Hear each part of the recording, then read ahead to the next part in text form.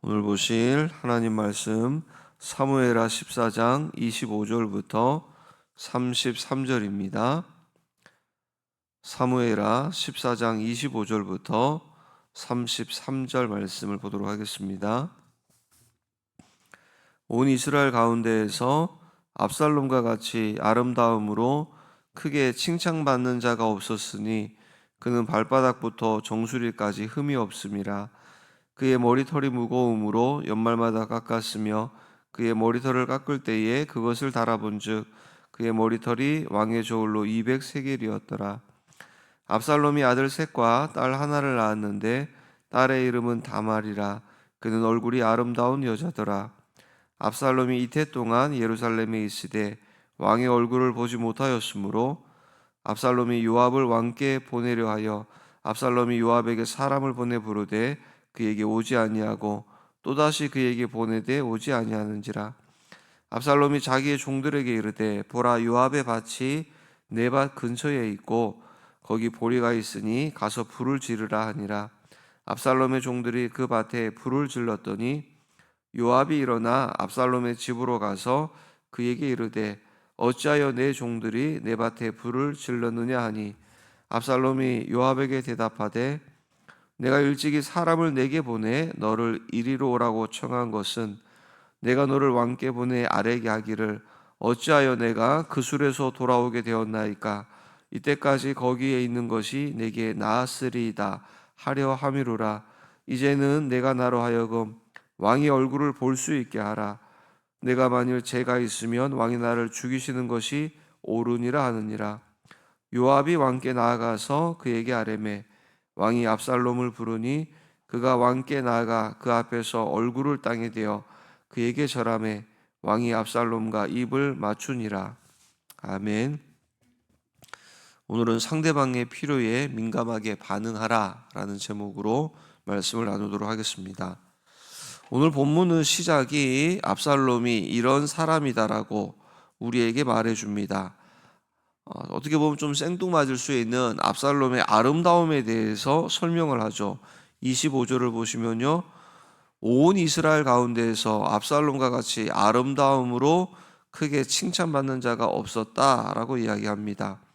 그 이유에 관하여서 또 26절 가운데 보니까 머리털이 많다라는 것입니다. 머리털이 시대마다 이 미의 기준이 달랐는데 당시 유대인들은 머리숱이 많고 얼마나 긴가, 이것이 기준이었습니다. 그래서 머리숱이 많다라는 것은 그의 힘과 위엄을 상징했습니다. 우리가 앞에서 그런데 이 사무엘하 14장 11절 하반절에 그 득오와 지혜로운 그 여인과 다윗과의 대화 가운데에서 내 아들의 머리카락 하나도 땅에 떨어지지 아니할 것이다 라고 다윗이 약속하였던 표현, 이 표현은 원래 하나님께서 그 죄인들을 이렇게 보호하실 때 쓰시는 표현으로서 예수님께서도 오늘 우리를 사랑하시고 살피신다는 의미에서 머리털 하나까지도 세신 바 되었다라고 말씀하시는 때가 있죠. 근데 성경이 갑자기 이 압살롬의 이 아름다움을 기록을 한 이유는 아마도 이 얼마 후에 압살롬의 아름다움의 상징인 이 머리털, 이 힘과 위엄을 가지고 일어날 이 압살롬의 반역을 암시하는 듯 보여줍니다. 또한 이 머리털 때문에 나뭇가지에 걸려서 또 죽임을 맞게도 되어지죠. 그러니까 압살롬은 그러니까 온 이스라엘을 통틀어서 누가 봐도 다윗의 왕위를 이어받을 만큼 온 이스라엘 가운데 최고로 아름답다, 힘과 위엄을 갖춘 또 그의 모습이 최고였다라는 것을 우리에게 보여주고 있습니다. 그런 압살롬은 이 요압의 계략에 의해서 다시금 예루살렘, 자신이 있었던 곳으로 돌아오게 됩니다. 그동안 우리가 알고 있는 것처럼 이제 자기 외조부 이렇게 그슬로왕 달메에게 3년 동안이나 도피 생활을 하고 도망자로 있었습니다. 3년 동안이나 이렇게 암논을 죽이고 살해하고 도망자와 같이 이렇게 그곳에서 피해 있었다라고 하는 것은 다윗이 그 술로 도망갔던 이 압살롬을 잡으려고 했으면 얼마든지 잡을 수 있었다라는 겁니다. 근데 다윗은 이때까지도 이 문제에 관해서 어떻게 해결할지 아무런 결정도 내리지 못한 채 그냥 이렇게 3년 정도를 보내게 됩니다. 그러니까 그 옛날 암논이 자기 누이 다말을 겁탈하였을 때도 매우 다윗이 노하였다라는 표현만 있었지만 아무런 어떤 그 무엇을 하지 않았던 것처럼 동일하게 지금도 마찬가지입니다. 자, 그리고 이 압살롬이 돌아와서도 우리 어제 아침에 마지막 살펴봤던 24절 가운데도 보면 돌아왔지만 다윗은 이 압살롬을 만나주지 않았습니다. 얼마 동안 만나주지 않습니까?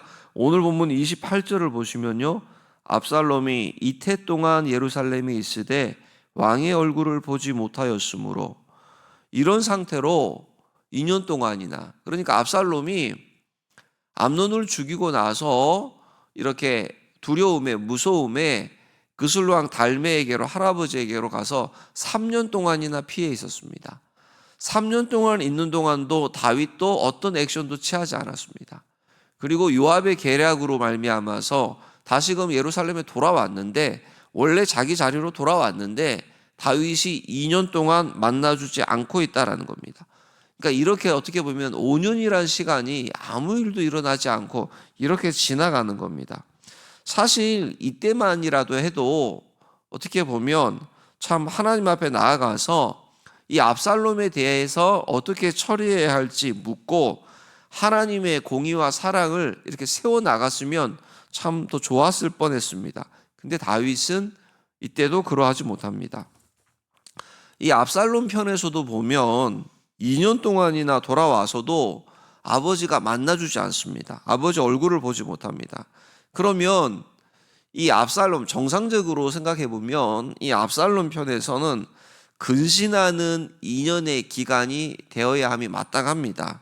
자신의 잘못을 뉘우치고 겸손하게 아버지 다윗 왕이 자신을 부를 때까지 기다려야 되는 게 정상이죠.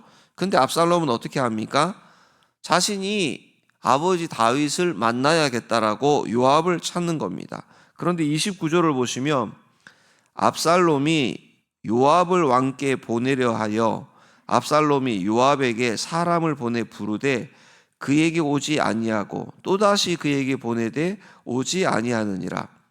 압살롬이 2번이나 자신을 부른, 오늘 이 자리에 다시금 있게끔 한 요압에게 사람을 만나기를 요청하지만 2번씩이나 불구하고 만나주지 않습니다. 아니, 기껏 자기를 불러놓은 요압이 지금 왜 이러고 있는 것입니까? 자, 요압이 왜 이럴까요? 요압은 우리가 앞에서 살펴본 것처럼 이 아버지 된 다윗으로서의 그 마음을 누구보다도 잘 알고 드고와 여인, 지혜로운 여인 하나를 데려다가 연극을 하게 하면서 다윗이 결국에는 압살롬을 데려오도록 하였습니다. 자, 그렇게 얼핏 보면 참 다윗을 그리고 나라를 걱정하는 것처럼 보여지는 인물이 요압이죠. 사실 이 요압은 다윗 왕의 통치 초기부터 현재 이르기까지 항상 함께했던 몇 안 되는 인물 가운데 한 명입니다. 충성스러운 그런 인물로 그려지기도 합니다. 하지만 성경은 이 요압에 관해서 그렇게 긍정적으로 이야기하지 않습니다. 요압은 다윗에 대한 충성만큼이나 자신의 어떠한 권력 욕심, 이런 명예욕이나 물질이나 이런 고집, 또 권모술수 이런 거에 굉장히 능한 사람이었습니다. 요압이 정말 다윗, 아버지 된 다윗의 심정을 헤아리고 걱정하고, 야, 이거 나라가 장자도 죽고 이거 압살롬도 막 도망을 가고, 그래서 이 이스라엘 나라에 대한 정말 걱정과 염려, 이런 마음이 정말 순수한 마음에서 정말 그렇게 시작이 되어졌다라면 지혜로운 여인을 찾아갈 것이 아니라 나단 선지자를 찾아가서 하나님 앞에 어떻게 해야 됩니까? 라고 묻는 것이, 이게 오히려 그렇게 구했어야 하는 것이 맞습니다.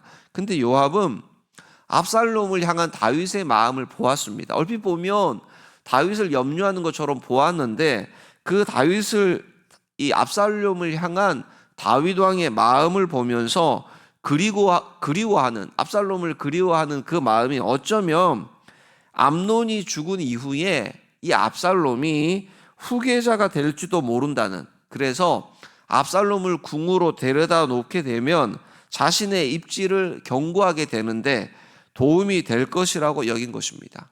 그래서 막상 다윗에게 청을 넣어서 계략을 꾸며서 압살롬을 데려왔는데 다윗 왕이 2년 동안이나 찾지 않는 겁니다. 만나주지 않는 겁니다. 요압 입장에서 볼 때는 내가 이렇게 계산하고 데려다 놨는데 별 도움이 안 되는 인물이 압살롬인 것입니다. 그러자 만나주지 않습니다. 자, 압살롬 편에서는요, 요압이 자신을 불러다 놨는데 아버지는 만나주지도 않고 요압조차도 이제는 자신을 만나주지 않습니다. 어떻게 합니까? 압살롬은 요압을 만나기 위해서 30절 보시면요, 자기 종들에게 이르되 요압의 밭이 내 밭 근처에 있고 거기 보리가 있으니 가서 불을 지르라. 압살롬의 종들이 그 밭에 불을 질렀더니 결국 이렇게 해서 요압을 만나게 됩니다. 그런데 그렇게 압살롬이 요압을 딱 만나서 하는 말이 뭐죠? 32절 보시면요, 압살롬이 요압에게 대답하되 내가 일찍이 사람을 내게 보내 너를 이리로 오라고 청한 것은 내가 너를 왕께 보내 아뢰기를 어찌하여, 여기 보시면요 32절에 어찌하여 내가 그 술에서 돌아오게 되었나이까. 이때까지 거기에 있는 것이 내게 나았으리이다.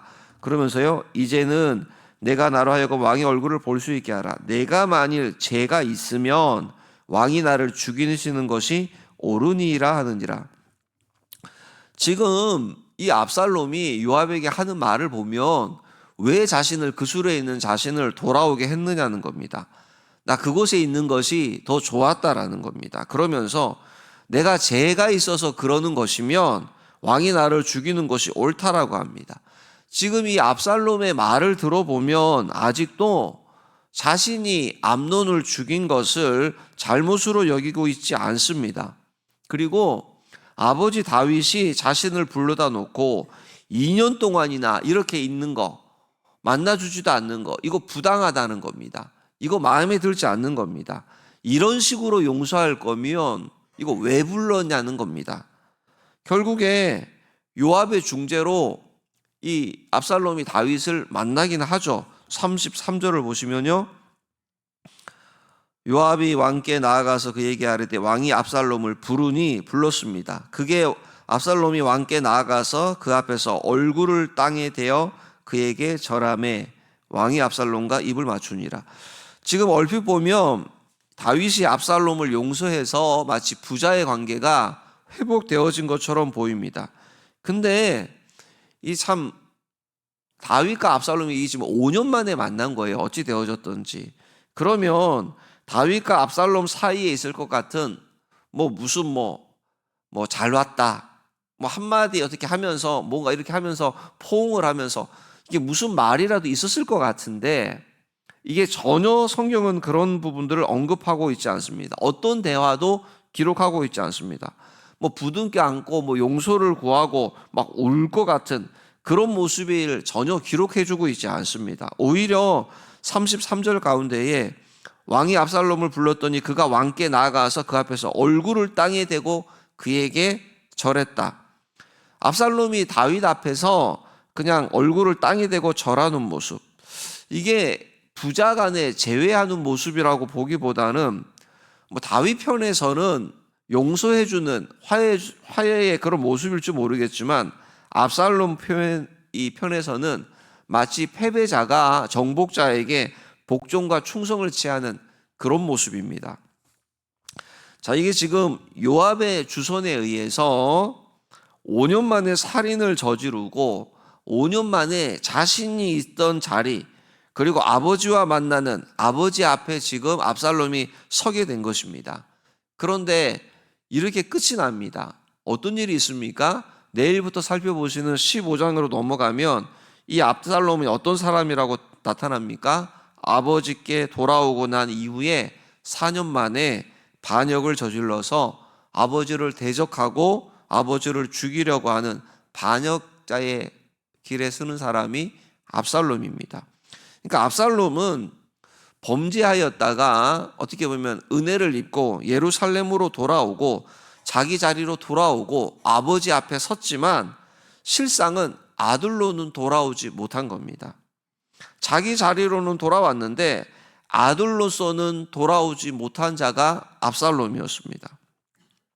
자, 이게 상당히 중요한 것이 교회 공동체의 오늘날의 교회 공동체의 유익과 이익을 위해서 이거는 그냥 도대체 그냥 지나치면 안 되는 그런 문제들이 있습니다. 그런데 어떤 특정한 개인을 1대1로 놓고 보면 오랫동안 그 사람과 함께 했던 그 정이란 게 있습니다.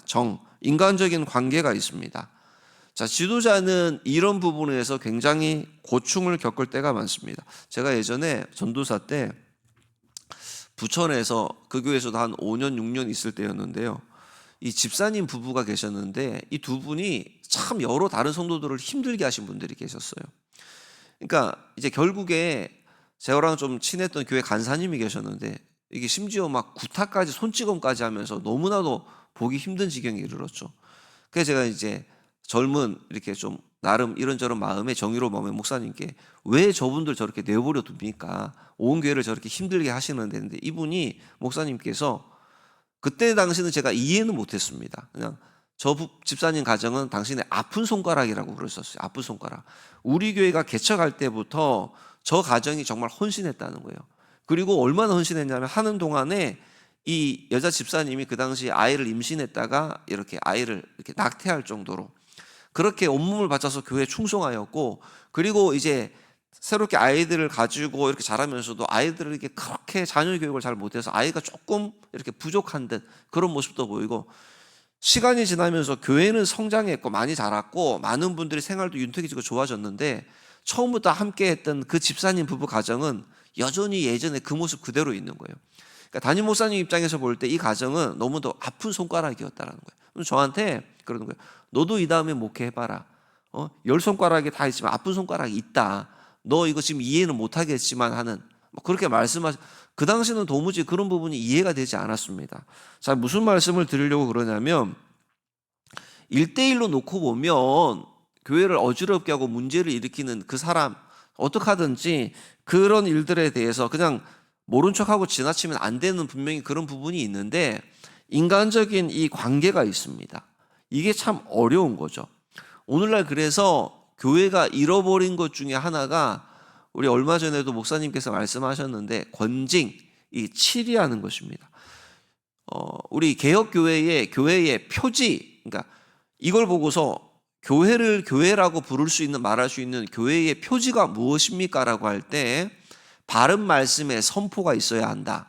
그리고 두 번째는 바른 성례의 시행이 있어야 한다라는 겁니다. 성례의 시행, 세례와 성찬을 이야기합니다. 그리고 세 번째가 바로 올바른 이 권징입니다. 올바른 권징의 시행. 근데 죄를 지었으면 그러니까 마땅히 그 죄에 대한 죄가를 지불하고 그리고 어떻게 해요? 회복하는 것이 기독교에서 말하는 사랑입니다. 권징, 치료의 1차 목적이 그 사람을 막 힘들게 해서 교회를 떠나게 하려는 목적이 아니라 그 죄에 관하여서 어떻게 해요? 다시금 죄 가운데서 회복하고 돌이키도록 하려는 것이 1차적인 목적입니다. 근데 우리가 교회 안에서 신앙인으로서 어려운 것이 뭐냐면 이 인정에 끌려야 되는 것이냐 아니면 하나님의 말씀을 우선해야 되느냐 하는 것입니다. 정은 좋은 것이죠. 근데 정은 필요하죠. 그런데 이 정에 치우치게 되다 보니까 때로는 분별력을 잃어버리게 됩니다. 어떤 면에서 얼핏 보면 마치 사랑과 공의가 이렇게 충돌하는 것처럼 보여집니다.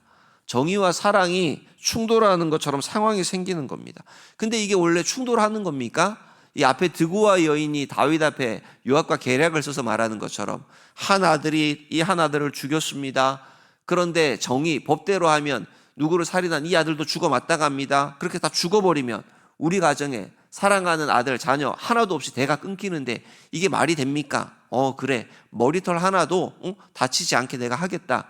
이 나름 다윗이 사랑을 이렇게 이야기합니다. 얼핏 보면 하나님의 공의와 사랑이 충돌하는 것처럼 교회가 왜 그래? 사랑이 없어 라고 하면서 충돌하는 것처럼 보여질 수 있지만 그러나 이게 원래 충돌하는 것이 아닙니다. 대표적으로 우리가 뭘 알고 있습니까? 어떤 은혜를 사랑을 입고 있습니까? 공의의 하나님께서 우리의 모든 죄를 위해서 십자가의 그 사랑으로서 이게 충돌하는 것이 아니고 이게 진짜 사랑이라는 것을 우리에게 보여주고 있는 겁니다. 그러니까 뭘 말하는 거죠? 정말 다윗이 압살롬을 사랑했으면, 정말 사랑한다라면 바른 사랑은 뭐죠? 그를 징계함으로써 바르게 세워야 되는 거죠. 자신이 그렇게 세워졌잖아요. 자신이 이 간음죄를 짓고 살인죄를 짓고 나단 선지자를 통해서 당신이 그 사람이야 라고 하면서 이 압살롬의 이 모든 시간들을 통해서 자신의 죄를 목도하게 되고 자신이 이 죄의 결과로 계속 징계를 받잖아요. 용서함을 받지만 하나님께서 자기를 다듬고 싸매어 주시는, 그래서 자기가 회복이 되는 겁니다. 다윗도 똑같이 압살롬보다 더한 끔찍한 죄를 지었습니다. 근데 다윗은요, 하나님의 아들로 자녀로 돌아옵니다. 근데 이 압살롬은 집으로 돌아왔는데 아들로는 돌아오지 못합니다. 이유가 뭐죠? 징계가 없습니다. 정말 압살롬을, 자녀를, 자식을 사랑한다라고 했다라면 정말 하나님처럼 사랑해야 했습니다. 바른 징계가 있었어야 했습니다. 그게 바른 사랑의 모습입니다. 근데 우리도 참 어렵죠. 이 지금 하나님과의 다윗 자신도 관계가 끊어졌을 때, 그러나 참 힘들고 어려운 그런 시간들을 통해서 자신의 죄를 마주하게 되면서 하나님 앞에 하나님의 자녀로 돌아온 것처럼 압살롬은요, 정말 누구보다도 아버지께 죄를 범하고 난 이후에 예루살렘으로 돌아왔지만 영영 이후로 아들로는 돌아오지 못합니다. 다른 게 아니라 압살롬에게 이 지금 무슨 말 한마디가 없습니다. 너 왜 그랬냐? 그렇게 하면 되냐? 나무라는 것도 없고 징계가 없습니다. 다윗 자신은 회개함을 통해서 용서해 주셨지만 다윗은 죄에 상응하는 징계가 항상 따라왔습니다. 용서함에는 죄는 반드시 징계와 함께 그 죄에 상응하는 벌을 받습니다. 오늘날 이 아들이 자리로 돌아오지 못했던 압살롬에게는 어떠한 훈계도 징계도 없었습니다. 회개함도 그도 없었죠. 자, 우리도 죄를 범합니다. 그런데 하나님은 저와 여러분 우리 가운데에 그 죄를 용서해 주시는 것이 하나님께는 문제가 아닙니다. 뭐죠? 용서를 받은 우리가, 용서를 받은 자가 신실한 하나님의 자녀, 아들, 딸의 자리로 다시금 돌아오는 거, 이게 중요한 겁니다. 이게 돌아오는 거. 여전히 압살롬과 같이 돌아온 것 같은데, 공동체 안에 있는데 아들로서 돌아오지 못하면, 자녀로서 돌아오지 못하면, 성도로서 돌아오지 못하면 그게 뭐냐 말입니다. 그에게 징계가 없고 회개도 없었습니다. 결과가 아주 비참하게 보여집니다. 말씀을 맺습니다. 우리는 어떤 면에서 다윗을 보면서 참 미련하다고, 이 압살롬 정말 못된 놈이다라고, 요압을 보면서 참 자기만 생각하는 이기적인 계산적인 사람이다라고 욕할지 모르지만, 이게 모든 게 어떻게 보면 오늘 우리 모습이라는 것을 기억해야 됩니다. 오늘 말씀의 제목이 상대방의 필요에 민감하게 반응하라인데, 상대방의 진짜 필요가 무엇인지 알고 도우려면 하나님 앞에서 정말 옳은 것이 무엇인가를 분별하면서 살아야 됩니다. 무턱대고 정에 이끌려서 야, 이렇게 해야지 그 사람을 위하는 게 아닙니다. 정말 상대방의 필요가 무엇인지 알고 돕기 위해서는 하나님 편에서, 말씀에서 정말 옳은 것이 정말 무엇인지 정말 바르게 분별하는 것, 요즘처럼 분별하기 어려운 시대가 없습니다. 좋은 게 좋은 게 아니고 하나님 앞에서 좋은 거, 그냥 우리의 생각에 좋은 거, 자기 소견에 옳은 대로 그것이 옳은 것이 아니라, 세상에서 옳다고 말하는 그것이 옳은 것이 아니라 주의 말씀이 옳다라고, 하나님이 늘 옳으십니다라고, 그래서 말씀 앞에서 정말 좋은 것이 좋은 것이며 그렇게 맞게 바르게 분별하고 결정하는 그런 지혜가, 또 그런 결단이 저와 여러분 우리에게 있기를 주의 이름으로 축복합니다. 하나님, 이 아침에 다른 누구보다도